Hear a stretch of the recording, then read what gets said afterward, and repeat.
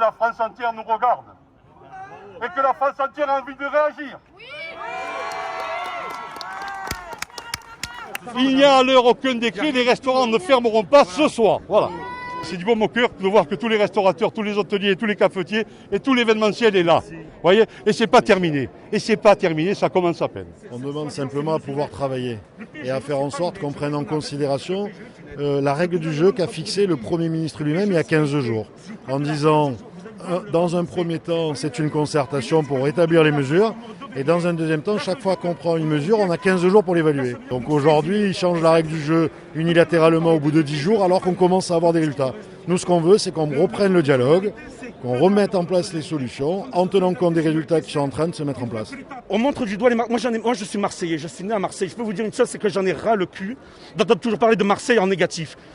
Les restaurateurs et cafetiers, je peux vous dire que je suis client de tous ces restaurateurs, de ces cafetiers. Il y a du gel, il y a des masques. Pour aller pisser dans le restaurant, il faut mettre un masque. Il faut faire quoi exactement pour satisfaire Olivier Véran et Jean Castex?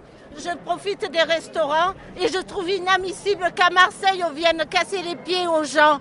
Les gens, ils travaillent, c'est des travailleurs, ils vont se retrouver dans la merde, ils vont se tuer. Et là, ce ne sera pas des morts du Covid, ce sera des suicides des gens qui en pourront plus. On est là aujourd'hui pour se battre et d'avoir, si on doit fermer, avoir des aides qui correspondent à une prise en charge totale des charges. Comme tous mes collègues, je trouve ça injuste, c'est pas fondé.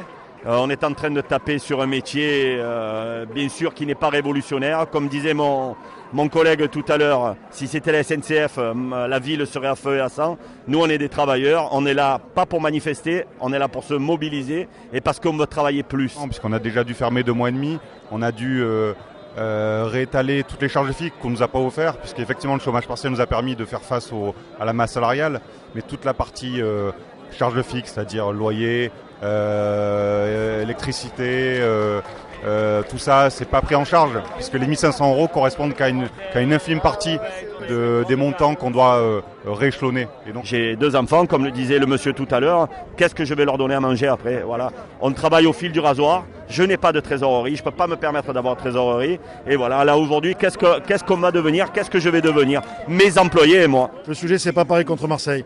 Parce que ce qui arrive aujourd'hui à Marseille, ça arrivera demain à Nice, à Bordeaux, à Lyon ou ailleurs. C'est pas un pari contre Marseille. C'est un faux débat. C'est peut-être ce que certains essaient de faire croire pour modifier le débat.